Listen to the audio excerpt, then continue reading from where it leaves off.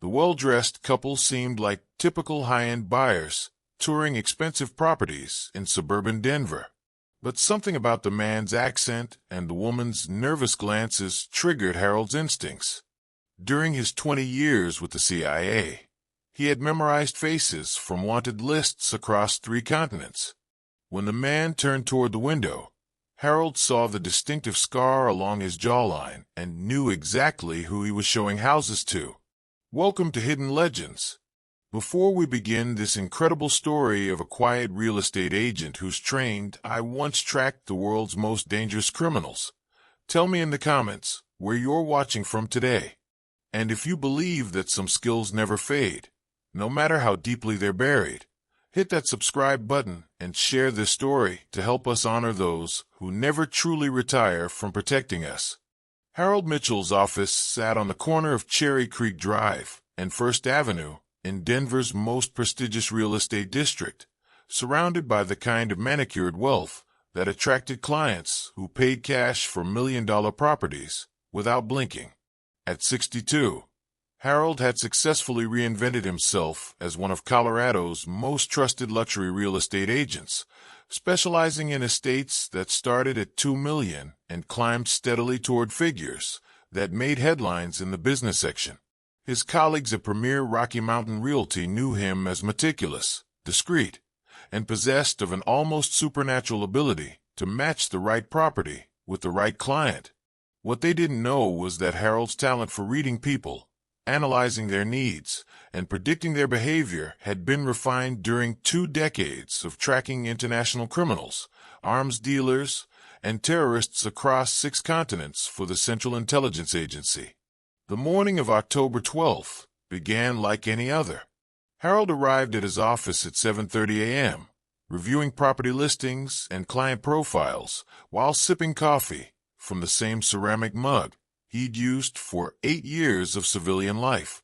His schedule showed 3 appointments: a corporate relocation consultation at 9 a.m., a lunch meeting with mortgage brokers at noon, and a 2:30 p.m. showing at the Hillcrest Manor Estate, a $2.3 million property that had been on the market for 6 months without serious interest. The Hillcrest showing had been booked through their online system the previous evening by a couple identifying themselves as Marcus and Elena Volkov, recently relocated to Denver for business purposes and interested in properties with privacy, security, and easy access to both downtown and the airport. Standard requirements for the kind of wealthy executives Harold regularly served, though something about the booking had triggered a subtle unease he couldn't quite identify. Harold's assistant, Jennifer Walsh, knocked on his office door with the energy of someone who'd been handling luxury real estate for 5 years without losing her enthusiasm for the business. "Morning, Harold. I've got the property files for your Hillcrest showing ready, and I confirmed the appointment with the Volkovs for 2:30. Any additional information on the clients?" Harold asked, his questions seeming casual, but masking the kind of methodical background assessment that had once been critical to his survival in far more dangerous situations. Basic contact information, email address, phone number with a 303 area code. They mentioned they're looking at properties in the 3 to 4 million range, so this could be a significant transaction if they're serious buyers. Harold nodded, but as Jennifer left his office, he found himself conducting the kind of preliminary threat analysis he hadn't used in 8 years of civilian life. Something about the Volkov booking felt wrong in ways he couldn't articulate, not obviously suspicious, but carrying subtle indicators that his CIA training had taught him to recognize as potentially significant. The morning passed routinely until 2:15 p.m., when Harold arrived at the Hillcrest Manor Estate to prepare for the showing.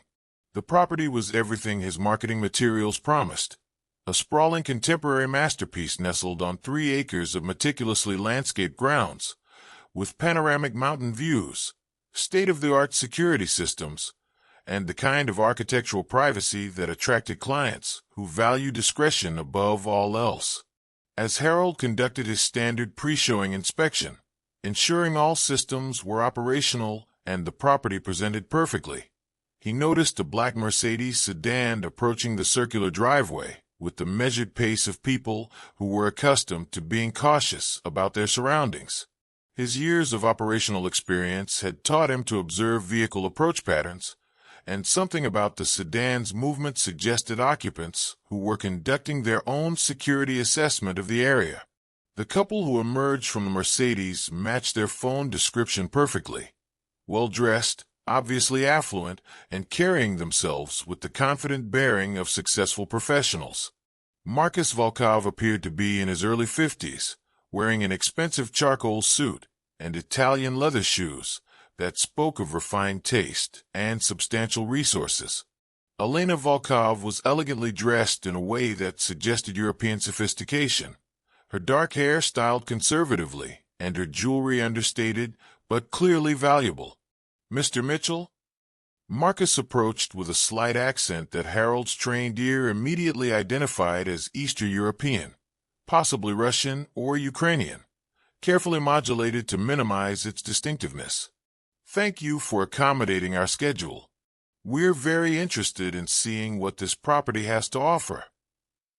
Harold shook hands with both clients, noting details that his CIA training had made automatic. Marcus's calloused palm suggested someone who maintained physical conditioning beyond typical executive requirements, while Elena's nervous glances toward the surrounding tree line indicated security consciousness that exceeded normal wealthy buyer caution. "Welcome to Hillcrest Manor," Harold replied with a professional warmth that had made him successful in luxury real estate. "I think you'll find this property offers exactly the kind of privacy and security that discerning clients value. Shall we begin with the exterior grounds and work our way into the main residence?" As they walked toward the main entrance, Harold found himself conducting the kind of behavioral analysis he hadn't used since leaving federal service. Marcus moved with controlled precision that suggested military or security training, while Elena's positioning relative to her companion indicated someone accustomed to operating in situations where personal safety required constant vigilance. The house tour began normally enough, with Harold providing the standard presentation about architectural features, recent renovations, and neighborhood amenities that made Hillcrest Manor one of Denver's most desirable properties. But as they moved through the main living areas, Harold began noticing details that gradually triggered memories he'd spent 8 years trying to forget. The red flags started accumulating as they toured the main floor. Marcus asked detailed questions about the property's security systems that went far beyond typical buyer interest, specific inquiries about camera blind spots, motion sensor coverage, and backup power systems that suggested someone who understood security from a professional rather than consumer perspective. Elena's questions focused on escape routes, though she disguised them as concerns about emergency exits and fire safety protocols. But it was Marcus's accent that really caught Harold's attention. Despite obvious efforts to neutralize his speech patterns, certain words carried inflections that Harold recognized from countless intelligence briefings during his CIA years. The way Marcus pronounced certain consonants and the subtle rhythm of his sentence structure suggested origins in a specific region of Eastern Europe that had been central to Harold's operational focus during the late 1990s and early 2000s. As they moved into the main dining room, with its panoramic windows overlooking the mountain views, Marcus positioned himself to maintain visual contact with both the driveway approach and the rear grounds, behavior that Harold recognized as tactical positioning rather than casual sightseeing. Elena remained close to doorways and maintained situational awareness that belonged to someone who had been trained to identify and respond to potential threats. "The privacy here is exactly what we're looking for," Marcus commented, studying the sight lines from the dining room windows.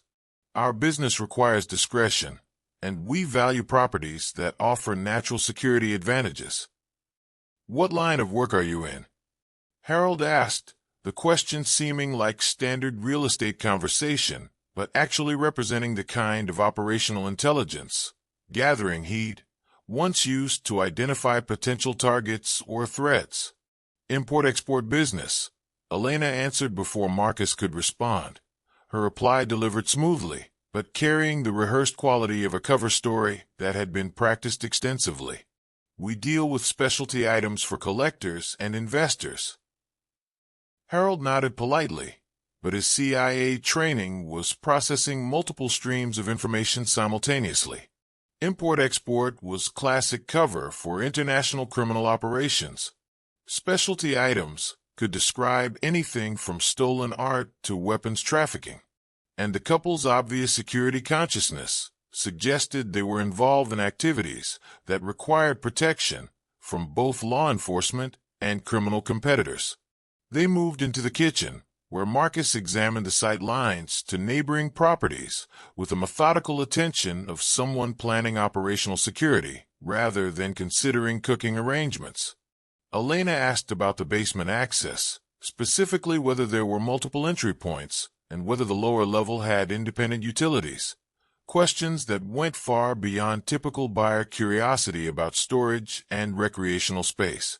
As they descended to the finished basement, Harold found himself automatically cataloging details that could become tactically significant.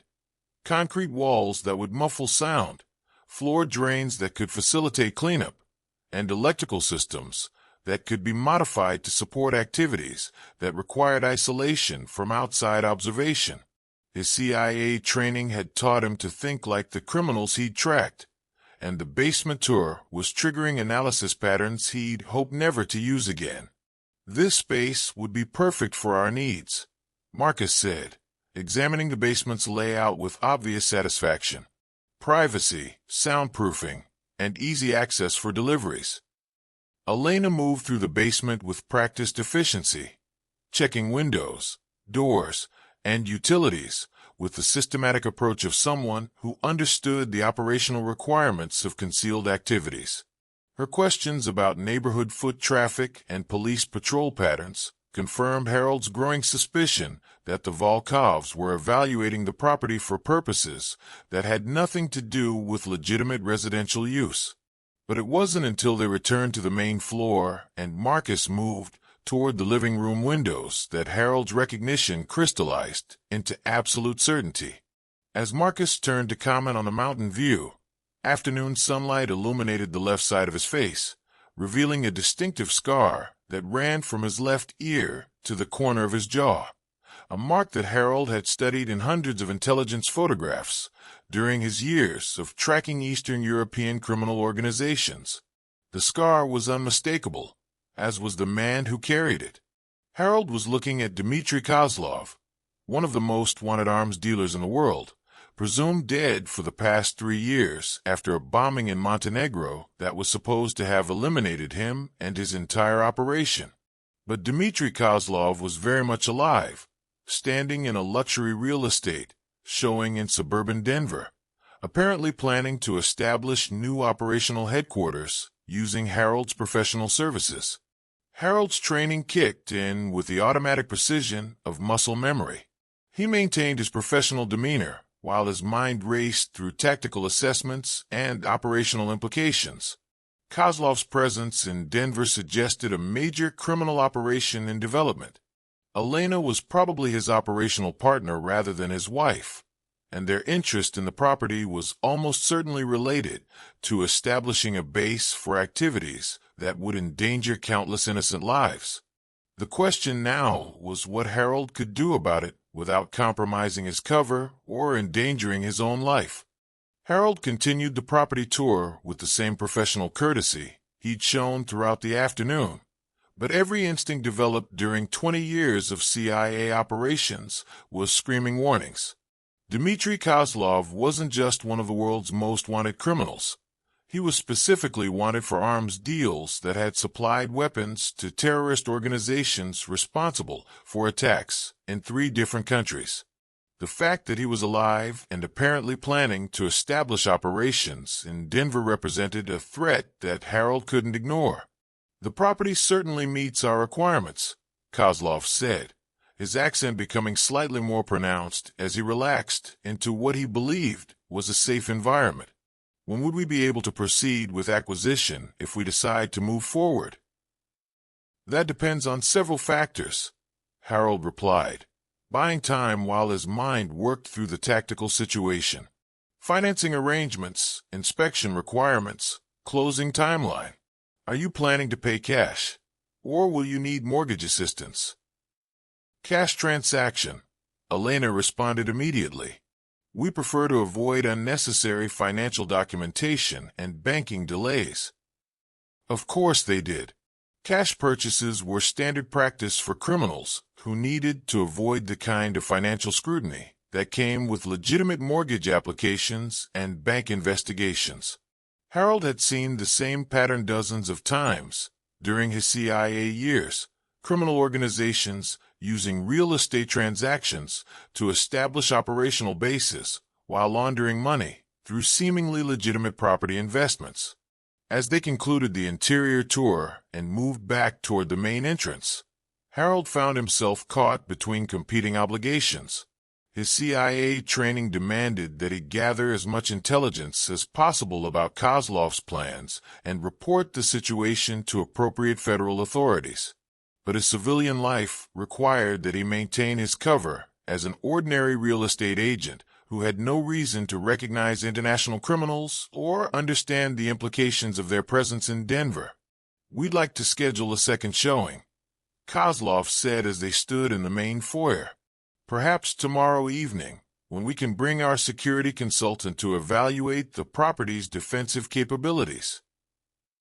The request confirmed Harold's worst fears. Kozlov wasn't just looking for a luxury residence. He was planning to establish a fortified safe house that could serve as headquarters for whatever criminal operation he was planning to launch from Denver. A security consultant meant professional assessment of the property's potential for withstanding law enforcement raids or attacks from criminal competitors. I can arrange that, Harold replied, knowing that he needed to maintain normal real estate procedures while developing a plan to handle the situation. Would 6 p.m. tomorrow work for your schedule? Perfect, Elena said, but Harold noticed she was conducting one final security sweep of the main floor, her eyes lingering on camera positions and sight lines that would be tactically significant if the property became the target of surveillance or assault operations. As the Volkovs prepared to leave, Kozlov turned back to Harold with what appeared to be casual conversation, but carried undertones that suggested more significant meaning. You know, Mr. Mitchell, we appreciate working with real estate professionals who understand the importance of discretion. Our business requires privacy, and we value agents who don't ask unnecessary questions or share client information inappropriately. The message was clear. Harold's cooperation was expected, and deviation from standard real estate procedures would be viewed as a threat requiring elimination. Kozlov had undoubtedly eliminated real estate agents, lawyers, bankers, and other professionals who had become inconvenient to his operations. Harold's civilian identity provided no protection if Kozlov suspected that his cover had been compromised. Client confidentiality is fundamental to our business, Harold replied, his response carrying the appropriate professional assurance while carefully avoiding any indication that he understood the real meaning of Kozlov's warning. Premier Rocky Mountain Realty has built our reputation on discretion and confidential service. After the Volkovs left, Harold remained at the property for another 30 minutes, ostensibly conducting post-showing procedures, but actually processing the tactical situation and developing response options. His CIA training had prepared him for exactly this kind of scenario, the accidental discovery of high-value criminal targets operating in environments where direct confrontation was impossible and mistakes would be fatal. The situation was more complex than a simple matter of contacting federal authorities. Kozlov's operation was clearly in advanced planning stages, which meant he probably had surveillance assets monitoring his own security and watching for signs of law enforcement interest. If Harold's behavior changed in any way that suggested recognition or concern, Kozlov would disappear before any law enforcement response could be organized.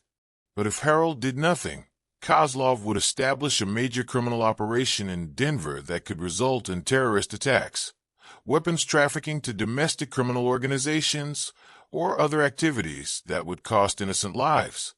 Harold's oath to protect American national security hadn't expired when he left the CIA, and his moral obligation to prevent foreseeable harm hadn't been terminated by his transition to civilian life. As Harold drove back to his office, he found himself automatically implementing counter-surveillance procedures he hadn't used in 8 years, varying his route, checking his mirrors for persistent vehicle follows, and conducting the kind of security assessment that indicated his operational mindset was reasserting itself, whether he wanted it to or not. Harold spent that evening in his home office, surrounded by files and computer screens that hadn't been used for intelligence analysis since his retirement from federal service.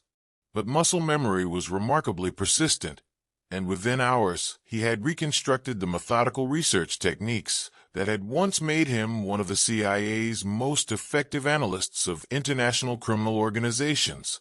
Using carefully structured internet searches that wouldn't trigger surveillance algorithms, Harold began building a comprehensive profile of Dmitry Kozlov's known operations, associates, and methods. The official record still listed Kozlov as deceased, killed in a bombing in Montenegro 3 years earlier that had also eliminated 2 of his primary lieutenants and destroyed his operational headquarters. But Harold's access to certain classified databases hadn't been completely terminated when he left federal service, and what he found in the deeper intelligence files painted a very different picture. The Montenegro bombing had been staged. Intelligence assets had reported Kozlov's death based on forensic evidence that was later determined to be fabricated, dental records and DNA samples that belonged to carefully selected doubles who had been eliminated to provide convincing proof of Kozlov's destruction. The real Kozlov had used a staged death to eliminate law enforcement pressure and disappear long enough to rebuild his organization with new operational security and different geographic focus. Over the past 3 years, intelligence reports had documented weapons transactions, money laundering operations, and terrorist support activities that suggested Kozlov's organization had not only survived but expanded significantly. The signature methods and operational patterns were unmistakable, but without confirmed intelligence about Kozlov's survival and current location, law enforcement agencies had been unable to focus their investigations effectively. Harold's accidental recognition of Kozlov represented the first confirmed sighting in 3 years, and the only current intelligence about his operational plans. The implications were staggering. If Kozlov was planning to establish permanent operations in Denver, it meant he was confident enough in his security and operational capabilities to risk exposure in a major American city with significant federal law enforcement presence. But Harold's analysis also revealed why Kozlov felt confident about operating in Denver. The city's location provided ideal access to multiple transportation networks for moving weapons and personnel. The surrounding mountain terrain offered countless locations for training camps, weapons storage, and operational safe houses. And Colorado's relatively permissive weapons laws provided cover for acquiring firearms and equipment that would be suspicious in states with more restrictive regulations. As Harold continued his investigation, he discovered that several recent property transactions in the Denver area had involved buyers who matched the profiles of front organizations typically used by international criminal syndicates. Cash purchases of isolated properties, buyers with minimal background documentation, and transactions structured to avoid the kind of financial scrutiny that would reveal the true source of funding. Kozlov wasn't just planning to establish a single safe house in Denver. He was apparently building an entire network of operational facilities that would support a major expansion of his criminal enterprise into American markets. The Hillcrest Manor property was probably intended as his command headquarters, with other properties serving as weapons storage, training facilities, and safe houses for operational personnel. By 2 a.m., Harold had assembled enough evidence to convince federal authorities that Dmitry Kozlov was alive, planning major criminal operations in Denver, and representing an immediate threat to American national security. But he had also identified multiple tactical problems that would complicate any law enforcement response. Kozlov's security consciousness suggested that he probably had surveillance assets monitoring his own activities and watching for signs of law enforcement interest. Any unusual law enforcement activity in the Denver area would trigger his escape protocols and cause him to disappear before he could be captured. Harold's own behavior was probably being monitored, which meant that any deviation from normal real estate agent activities would compromise his safety and eliminate the intelligence advantage his recognition had provided. The solution required careful coordination with federal authorities, who could develop a response plan that would capture Kozlov and his entire organization without alerting them to the fact that their operational security had been compromised. But Harold's first step was making contact with his former CIA colleagues without triggering the surveillance systems that Kozlov had undoubtedly established to protect his Denver operations. Harold's former CIA handler, Sarah Chun, had retired to a consulting position with a private security firm in Washington, D.C., but she maintained informal contacts throughout the intelligence community and could provide secure communication channels that wouldn't be monitored by criminal surveillance networks. Harold's challenge was making contact with Sarah without using communication methods that would seem suspicious for a civilian real estate agent. The solution came through Harold's legitimate business activities. He scheduled a morning appointment with a corporate relocation client whose company maintained offices in Washington, D.C., then used a business trip as cover for an unscheduled stop at Sarah's consulting firm. From Kozlov's perspective, Harold was simply conducting normal real estate business that happened to require travel to the nation's capital. Sarah's office occupied the 15th floor of AK Street, building that specialized in government consulting and lobbying services, the kind of environment where former intelligence officers could maintain careers that utilized their expertise without attracting attention from foreign surveillance operations. When Harold arrived for their meeting, Sarah's expression immediately indicated that she recognized something significant in his demeanor. "Harold Mitchell," she said with genuine warmth as he entered her office. "It's been, 3 years since we last spoke? You look like civilian life has been treating you well." "Better than I expected," Harold replied, but his tone carried undertones that Sarah's intelligence background immediately recognized as indicating a situation requiring more serious discussion than casual social conversation. Sarah's office was equipped with standard counter-surveillance measures, white noise generators, signal blocking technology, and physical security systems that would prevent electronic eavesdropping on sensitive conversations. After engaging the privacy protocols, Sarah's demeanor shifted from social pleasantries to operational focus. "What's the situation, Harold?" she asked, recognizing that Harold's unexpected visit represented something more significant than a friendly social call.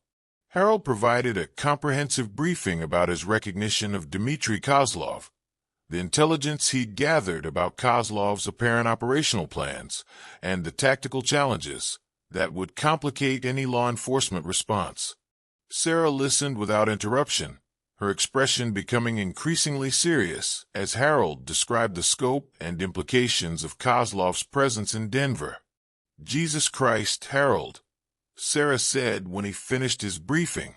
"Dmitry Kozlov has been presumed dead for 3 years. If he's alive and planning major operations in Denver, this represents a significant threat that requires immediate federal response.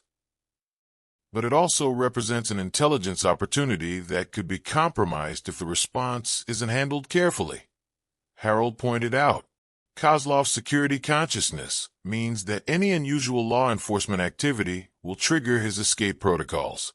We need a response plan that captures him and his entire organization without alerting them to the fact that their operational security has been breached. Sarah was already accessing secure communication systems that would allow her to contact current CIA operations officers and FBI counterterrorism specialists who could coordinate the kind of multi-agency response that Harold's intelligence warranted. But she also understood the tactical complexities that would determine whether the operation succeeded or failed. "Harold, your civilian cover is actually an advantage in this situation," Sarah explained as she began coordinating with federal authorities. "Kozlov expects you to behave like a normal real estate agent, which means you can continue your scheduled interactions with him while gathering additional intelligence and providing operational support for the law enforcement response. You're asking me to maintain contact with one of the world's most dangerous criminals while pretending to be an ordinary real estate agent," Harold replied. "If my cover is compromised, Kozlov won't hesitate to eliminate me. Which is why we're going to provide you with support assets and backup protocols that will ensure your safety while maximizing the intelligence value of your continued contact with Kozlov's operation." Over the next 4 hours, Sarah coordinated with FBI counterterrorism units, CIA operations officers, and Department of Homeland Security analysts to develop a comprehensive response plan that would utilize Harold's unique access to Kozlov while protecting his safety and maintaining operational security. The plan required Harold to continue his normal real estate activities while serving as an intelligence asset providing real-time information about Kozlov's plans and operational developments. Harold's scheduled second showing with the Volkovs would provide an opportunity to gather additional intelligence about Kozlov's organization, identify his operational personnel, and assess the scope of his planned criminal activities. Federal surveillance teams would monitor the meeting from concealed positions that wouldn't alert Kozlov's security measures, while Harold wore recording devices that would document Kozlov's statements and behavior patterns.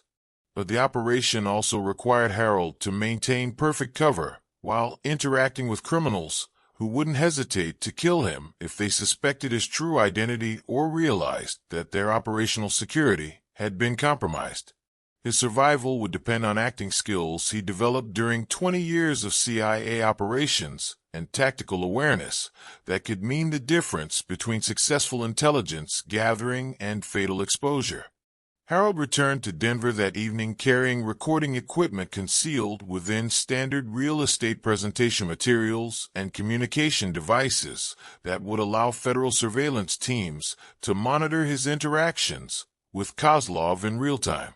The second showing at Hillcrest Manor was scheduled for 6 p.m. the following day, providing 18 hours for final operational preparations and tactical positioning of support assets. The federal response team included FBI counterterrorism specialists, CIA operations officers, and local law enforcement personnel who had been briefed on Kozlov's background and operational methods. Surveillance positions were established around the Hillcrest property that would provide visual coverage of all approaches while remaining invisible to counter-surveillance sweeps that Kozlov's security consultant would undoubtedly conduct. Harold spent the morning conducting legitimate real estate business that would provide normal explanation for his activities if Kozlov's surveillance assets were monitoring his behavior. But his afternoon was devoted to final operational briefings and equipment checks that would ensure his safety and maximize the intelligence value of his continued contact with Kozlov's organization. At 5:45 p.m., Harold arrived at the Hillcrest Manor property to prepare for the second showing, knowing that federal agents were positioned in concealed surveillance locations throughout the surrounding area. His recording equipment was functioning perfectly, and his communication devices would allow him to signal for immediate tactical support if the situation became dangerous. The Volkovs arrived precisely at 6 p.m., accompanied by a third man who was introduced as their security consultant. Viktor Petrov was obviously former military or intelligence services, carrying himself with the disciplined bearing of someone whose professional background included activities far more dangerous than residential security assessment. His presence confirmed that Kozlov was conducting serious operational planning rather than casual property evaluation. "Mr. Mitchell," Kozlov said as they gathered in the main foyer, "Victor will be conducting a comprehensive security assessment of the property. We hope you don't mind if our evaluation process is more thorough than typical buyer inspections." "Not at all," Harold replied, understanding that Kozlov's security assessment would reveal tactical capabilities and operational plans that federal authorities needed to understand in order to develop effective response strategies. "Take whatever time you need to evaluate the property thoroughly."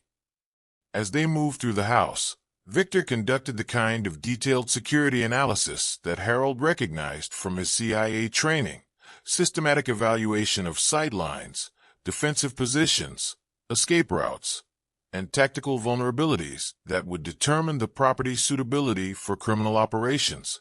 Elena documented Victor's findings with digital photography and written notes that would become operational planning materials.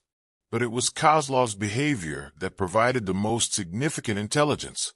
As Victor assessed the property's security features, Kozlov discussed operational plans with Elena in what he believed was a secure environment.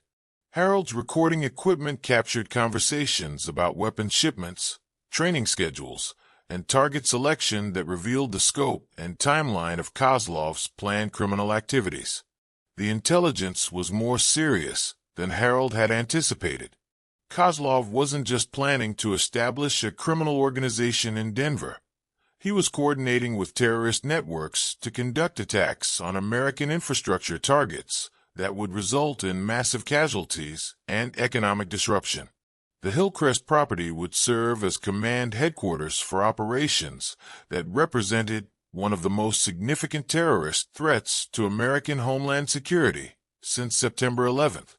As the evening progressed, Harold found himself walking an increasingly dangerous line between gathering vital intelligence and maintaining cover that was becoming more difficult to sustain.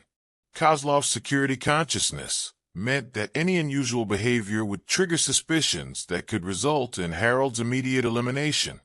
But the intelligence he was gathering was too important to national security to risk losing through premature termination of his access to Kozlov's organization. The situation reached its critical point when Victor's security assessment revealed surveillance equipment that Harold hadn't noticed, concealed cameras, and recording devices that suggested the property was already under observation by parties unknown. Kozlov's reaction was immediate and violent, his professional demeanor disappearing as he realized that their operational security had been compromised. "Someone has been monitoring this property," Victor announced, his voice carrying the flat professional tone of someone reporting tactical intelligence. Surveillance equipment consistent with federal law enforcement specifications. Kozlov's eyes fixed on Harold with the kind of lethal focus that Harold recognized from his years of tracking international criminals. "Mr. Mitchell," Kozlov said quietly, "I think we need to have a different kind of conversation about your background and professional qualifications." Harold's 20 years of CIA training took control as he realized that his cover had been compromised and his life was now in immediate danger. But he also knew that federal surveillance teams were monitoring the situation and that tactical support was available if he could signal for assistance without alerting Kozlov to the presence of law enforcement response assets. "I'm not sure I understand what you're suggesting," Harold replied, maintaining his real estate agent persona while positioning himself tactically for whatever response the situation would require. "I think you understand perfectly," Kozlov said, his hand moving toward what Harold recognized as a concealed weapon. "The question now is whether you're going to cooperate with our requirements or whether this conversation is going to end very badly for everyone involved."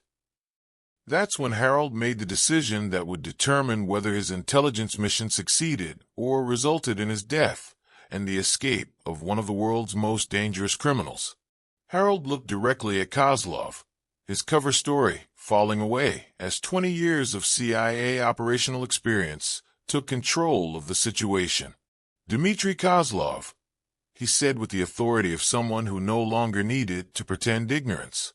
"Arms dealer, terrorist financier, and supposedly dead for the past 3 years. I think the question isn't about my cooperation, it's about your surrender."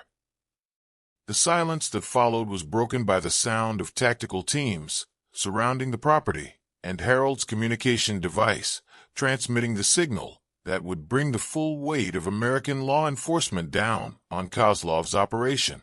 The final confrontation lasted less than 10 minutes.